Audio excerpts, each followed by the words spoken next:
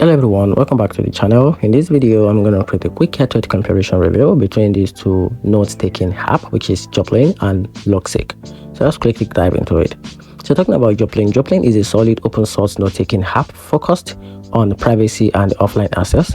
It supports Markdown, end-to-end encryption, and cross-platform synchronization for services like Dropbox and OneDrive.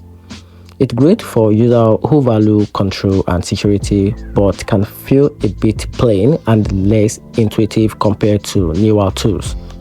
Logseq, on the other hand, brings a networked note-taking styles with backlink and graph views, perfect for knowledge management and research.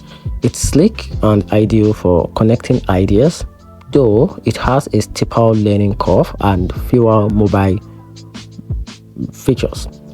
So overall, Joplin wins for simplicity and security, while Logseq shines for power users who want a connected knowledge system.